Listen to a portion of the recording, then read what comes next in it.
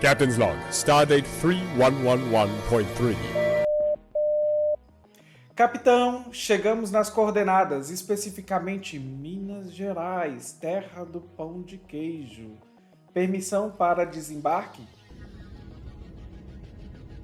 Permission granted.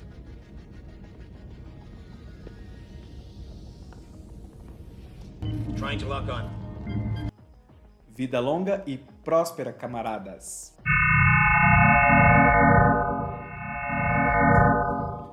Ei, gente, tudo bem? Hoje vamos falar de distopia e pandemia. Pois bem, vamos fazer uma viagem no mundo da ficção, costurar com Carlinhos Marx, porque vocês precisam conhecer O Último Homem de Mary Shelley e Filhos da Esperança. Can't really remember when I last had any hope. And I certainly can't remember when anyone else did either. Because really, since women stopped being able to have babies... Enfim, duas indicações para vocês, um filme e um livro. Distopias de um mundo acabado e de como fascismo e liberalismo também são facetas de um mesmo problema atual no capitalismo. Esse é o Viagens Vulcanas nas ficções científicas. Simbora? Doutora Drag! Pra gente não perder o costume, não se esqueça de se inscrever no nosso canal, curtir esse vídeo, compartilhar com seus e suas camaradas. Me sigam em todas as redes, que é Dimitra Vulcana. Ouça nosso podcast chamado Hora Queer. Apoie o nosso projeto em apoia.se/Hora Queer ou PicPay Dimitra Vulcana ou Pix, doutoradrag@gmail.com. É com esse dinheiro que a gente paga os custos para manter o canal e também para manter o nosso podcast chamado Hora Queer.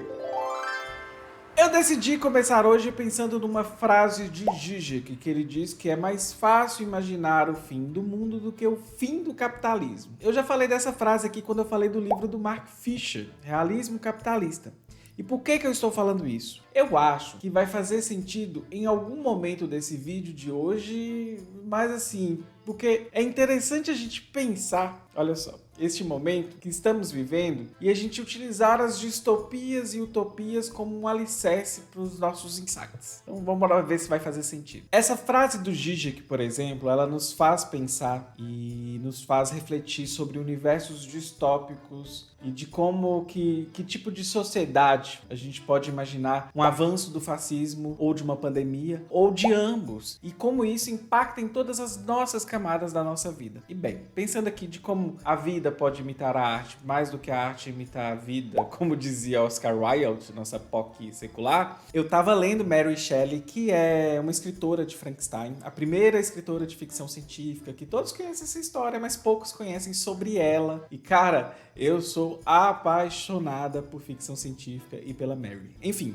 mas o livro que eu tava lendo dela mesmo era um chamado O Último Homem. O livro é maneiro e você vai lendo e tem um fundo político ali que você vai vendo os ideais dos republicanos, de uma defesa da democracia liberal que não é de todos, e que o fim da monarquia e a instauração da república irá trazer bons resultados para todos, inclusive os pobres. Nisso, dois personagens que rondam a história é Lionel e Adrian. O Lionel, ele é o último homem principal do livro. E o pai dele era um nobre, mas ficou pobre. Lionel ressentido com a nobreza por ter deixado de lado seu pai. Eis que ele faz amizade com Adrian, que agora ele começa a fazer parte da nobreza junto com ele por causa dessa amizade. Já Adrian é filho do último rei da Inglaterra. E ele abraça os princípios republicanos. Ele é a nossa figura idealista que exalta as maravilhas do republicanismo. Ele gosta de filantropia, não gosta de ambição, gosta de filosofia. Inclusive dizem que a Mary Shelley escreveu a figura do Adrian inspirada em seu marido falecido, um famoso poeta romântico e filósofo, Percy Shelley. Logicamente que não existia veganismo, mas curiosamente o Shelley defendia o vegetarianismo, o amor livre e o direito ao ateísmo. Inclusive tem um trecho do Doctor Who que eu amo, que eles visitam Lord Byron, Mary Shelley, todos novinhos ali. Quality historical experience, that gold. On the night that inspired Frankenstein.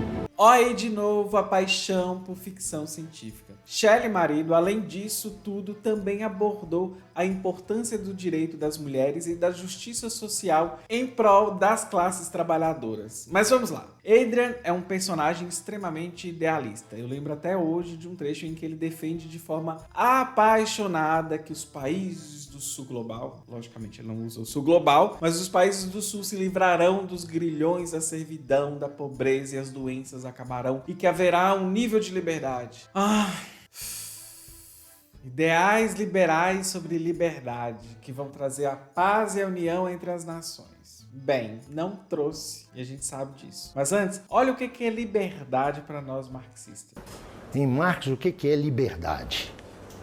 É a possibilidade de escolher entre alternativas concretas. É isso que é liberdade.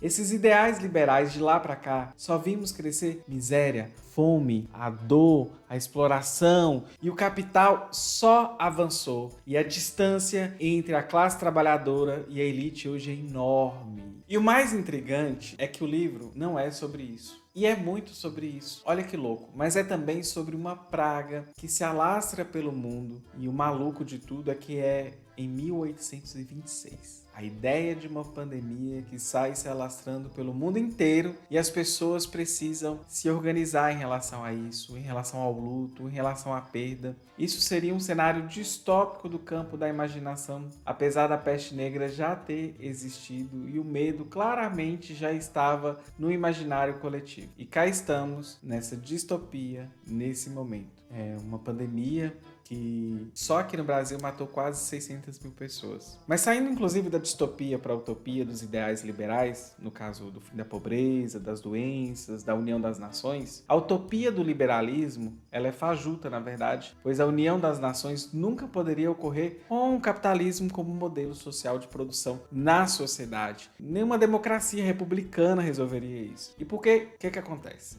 Mais tarde, nós vimos que a união entre as nações era somente imperialismo. E pouquíssimos anos mais tarde, uma dupla chamada Carlinhos Marx e Kiko dos Anjos, eles já iriam escrever que havia algo de errado na sociedade, algo que subverte nossas relações, nossas vidas, e que já não há liberdade alguma, nem mesmo em como criar meios para sobreviver, já que nada nos pertence mais, só a mercadoria chamada força de trabalho. E quando a gente vê Marx criticar os liberais com tanta ironia, é justamente por causa disso. No plano das ideias, além de problemas de concepção econômica como valor, mais valor, lucro, por exemplo, os liberais defendiam a liberdade, mas isso era de forma desonesta, como se isso fomentasse um caminho para o mundo mais justo, mas na prática só vimos o capital avançar e avançar e avançar. E bem, eles também falaram lá no Manifesto Comunista de 1848 que ao invés de países viverem isolados e de forma autossuficiente, surgirá uma circulação universal, uma interdependência geral entre as nações, tanto na produção material quanto na intelectual. É como se os tentáculos do capitalismo chegassem, subvertessem toda a forma social existente na reprodução da vida.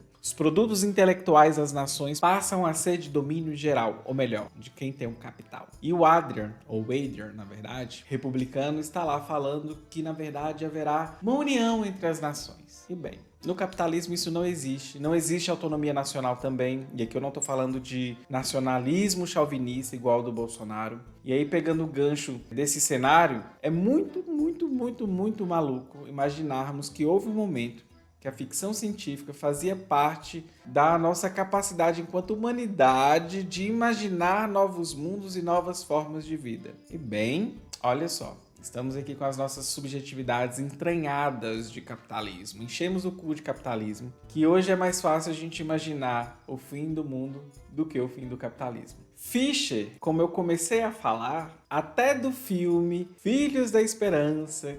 Doesn't matter. It's all over in 50 years. It's too late.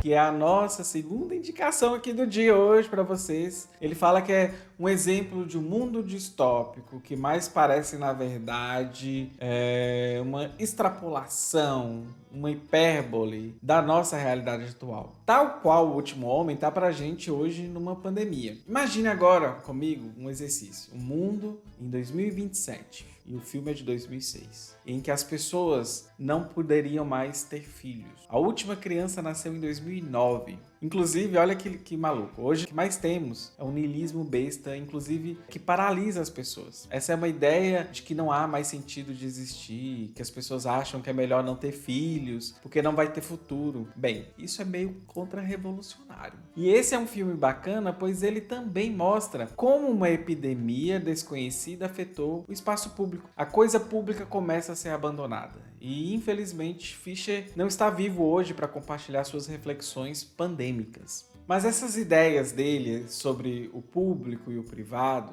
e o público sendo largado em cenários distópicos, é claramente, inclusive, um aumento, uma lente da nossa realidade atual. Olha só, os neoliberais, eles amam e celebram a destruição da coisa pública, do espaço público, e eles não vão falar claramente que odeiam a arte e a cultura popular. Mas acaba que o liberalismo e o fascismo são facetas de um mesmo fenômeno. E, inclusive, todos eles celebram o fim da coisa pública, individualizam as relações, responsabilizam os sujeitos pela coisa que deveria ser coletiva. E isso é projeto. E se os neoliberais falam que é só sobre ter gastos e investimentos públicos com limites, por exemplo, a PEC do teto dos gastos, ao fim e ao cabo, eles estão falando de outras coisas também. Eles estão falando, por trás desse discurso, de reduzir a coisa pública. Mas é que o problema é que se a gente reduzir, cortar, diminuir, teremos ao fim uma coisa pública que só tem o quê? Militar e policial. E olha como estamos hoje no governo Bolsonaro. Em Filhos da Esperança, por exemplo, essa coisa pública reduzida, cortada, diminuída, uma epidemia, uma catástrofe, só vai sobrar, ao fim, a polícia e os militares. É um mundo sem crianças. Enfim, essas são duas indicações para vocês, um filme e um livro, Distopias de um Mundo Acabado, e de como fascismo e liberalismo também são facetas de um mesmo problema atual no capitalismo. E eu espero que vocês curtam, eu espero que vocês compartilhem esse vídeo, porque esse roteiro foi feito, eu juro que foi feito sem nenhum entorpecente, mas eu acho que são ideias interessantes. E antes de dar o tchau, né, gente? Aproveitem, entrem pro nosso grupo lá de estudos organizados no Telegram e no Discord. Os links estarão aqui abaixo. Também saibam que a gente está streamando lá na Rede Roxinha, que não pode ser falado aqui. Eu acho que já pode, mas está aqui na tela para vocês. E se você quiser apoiar o nosso projeto, você pode apoiar em apoia.se/HoraQueer. Nosso PicPay é Dimitra Vulcana e o Pix é doutoradrag@gmail.com. É isso, beijinho e vida longa e próspera.